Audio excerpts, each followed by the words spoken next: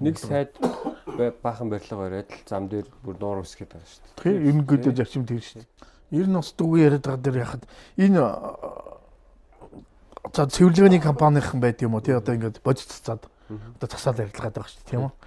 Тэгээд энэ тий давсаа тэгээд одоо тэгээд тэрнээс одоо боржоор хамуурч ийн гэж ярьж байгаа шүү дээ тийм үү. Тэгээд одоо нэг машин тэрийг явхан зам дээр гаргаад тавиал явган замаа ивчидэг тийм үү. Тэгээд технологийн бус одоо тэр усны ачааллаа дийлэхгүй болтол нь барилгынхан энэ тентгийн бүгд зам руу угсаа гэж.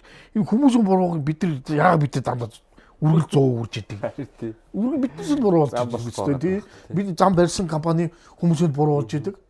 Энэ л муу хийлээ энэ гамгарын зам олихгүй боллоо. Энэ энэтэй явцлага тавц энэ мөнгө төгрөг. Тэр эрсдлүүдийг тэгвэл биднэрт олгох, тооцох эрхийн үгэлт.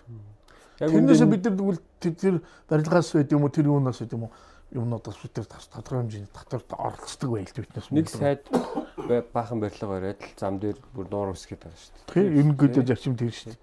Тэгээд бид нар тэрийг тооцох арга баггүй зургийнхан гिचнэ ус цайварлуулах байгууллагын чи тодорхой хэмжээний одоо ийм тэд лотки тийм ийм гэж хийхгүй хийгээл байгаа энэ хийж байгаа юм бид нар.